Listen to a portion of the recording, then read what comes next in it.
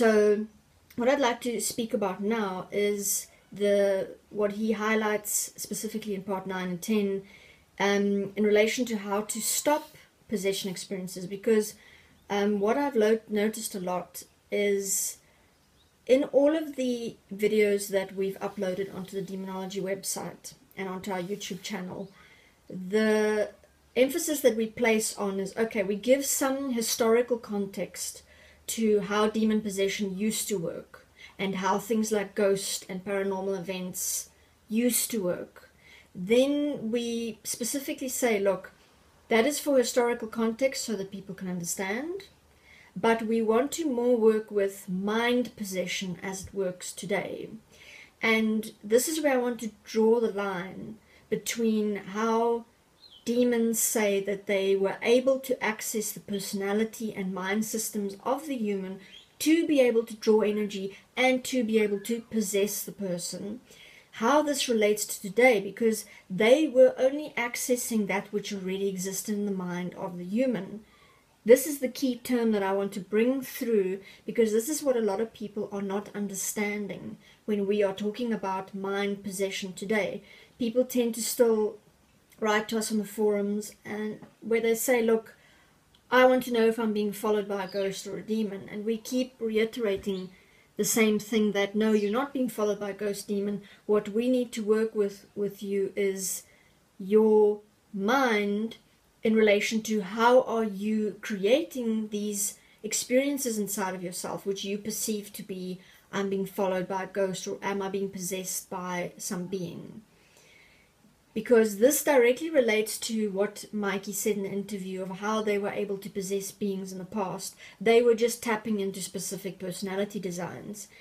This is what we need to work with. So whether you're coming and saying, look, I think I'm being followed by a ghost, demon, or whether you are, meaning you're coming from the Demonology forum side, or whether you're coming through one of our other writing platforms, the emphasis here is getting to understand what is it about myself that allows me to go into a possession. Not necessarily demon possession, meaning a being, an interdimensional being existing in the afterlife that is coming into your mind-body relationship, possessing you for energy or for some experience to live out. We're now talking about how am I in my day-to-day experience becoming possessed by my own mind experience. And this is where in part 9 and 10, Mikey specifically supports us in understanding how to stop possessions, full stop. I'm not saying that demons are still existent and that they're possessing us. For that we have material on our Demonology website where we've explained that interdimensional demons no longer exist. What we're facing now within humanity is mind possession, us becoming possessed by and through our own minds, our thinking, exacerbated thinking, feeling, reaction systems within the body, mind relationship. So there he reiterates, and this is, I want to bring it in again, because what I have been working with within the Desteni tools is where people do our courses and they will, for example, learn about self-forgiveness, the tool of writing, the tool of self-corrective statements, and exploring things like what are memories, what are reactions, and so forth.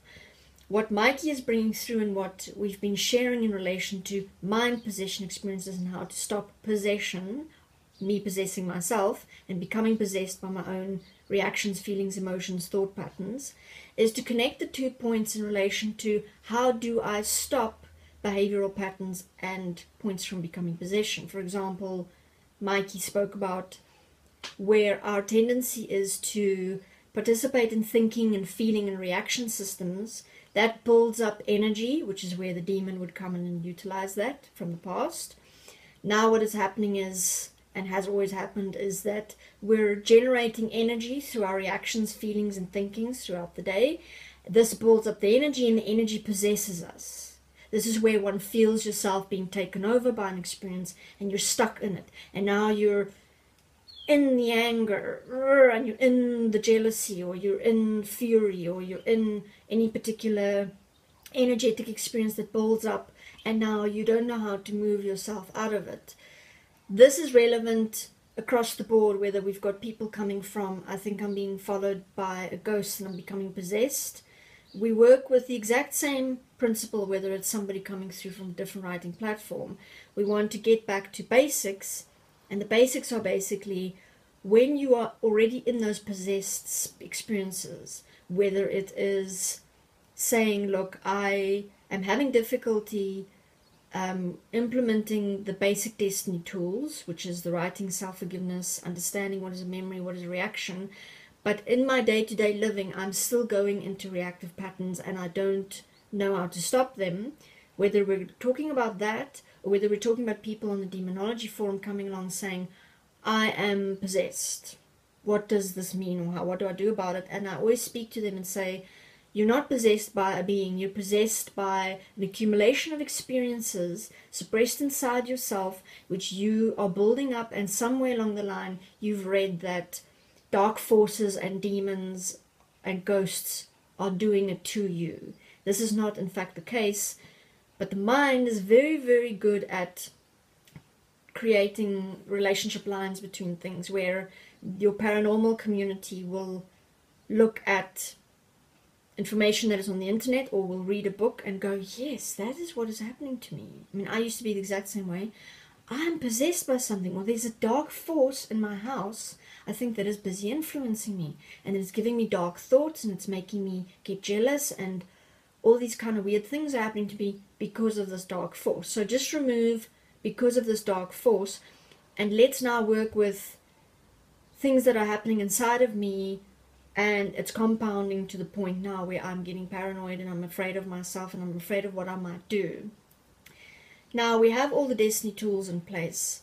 We suggest for any person who is having any sort of reaction and experience that's happening inside of you that you would like to come to a point of understanding, is to utilize our free online course, DIP Lite, where we teach you the basic tools of how to understand what the different experiences mean and how to identify them inside yourself, and then how to place them in a structured environment on, in writing.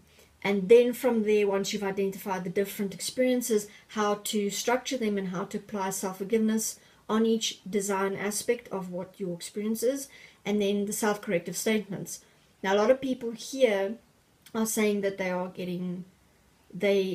before they move on to our next course, which is DIP Pro, where you start working more and more with buddies that show you how to take your writings and your understandings and your realizations into practical application. This is where I just want to now connect the dots, because this is where you really want to take your self-corrective statements that you've said. Okay, now I realize that when and as I see myself becoming possessed in anger, every time my mom says to me the words, clean your room, I forgive myself, accepting, allowing myself to always allow myself, when my mom says, please clean your room, to immediately assume that she does not respect me. I forgive myself, accepting, allowing myself to have created such a energy attachment to the word respect that I react whenever I perceive somebody in my environment is not respecting me. Therefore, I forgive myself, accepting, allowing myself that each time my mom says the words, clean your room, I immediately attach, she is not respecting me, to that. Therefore, I create the energy experience inside myself of anger.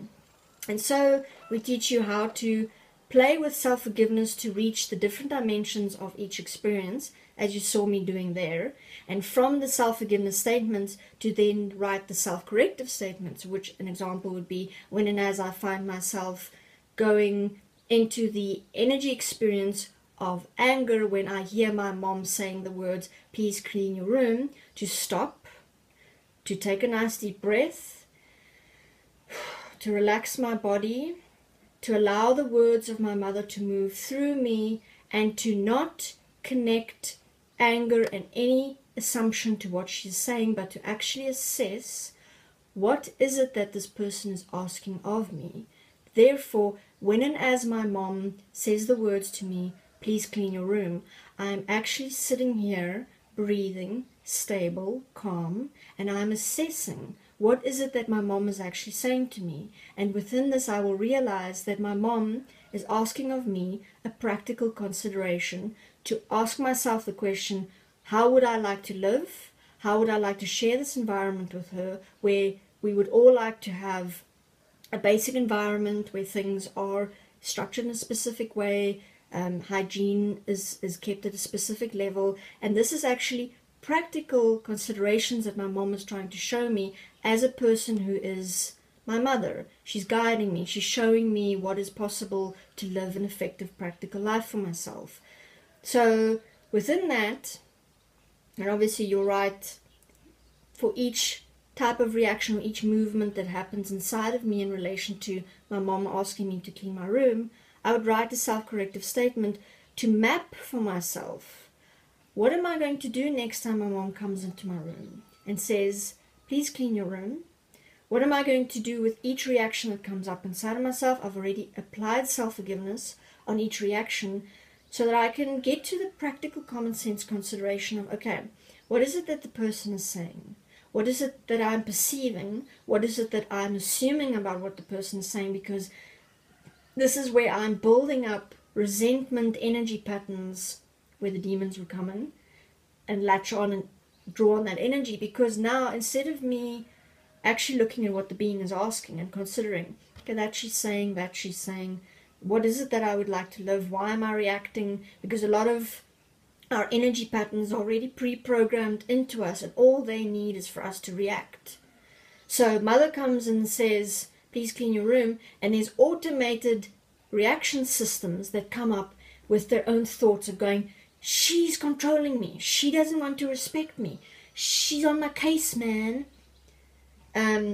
As examples, and we want to decipher each of those automatic reaction systems that come up inside of ourselves to actually slow ourselves down so that we can get to a point where we are considering what it is that we are doing. What is it that's moving inside of me? Is it real? Is it relevant?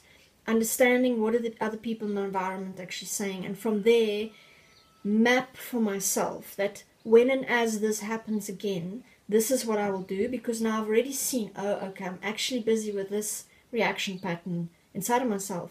So now I'm going to slow down and I'm going to walk these steps. I'm going to breathe. I'm going to soften my body. I'm going to realize, okay, there I tightened my solar plexus. My jaw did this. All of these points I'm relaxing. And your self-corrective statements really allow you to see, what am I going to do next time if I'm in the same situation?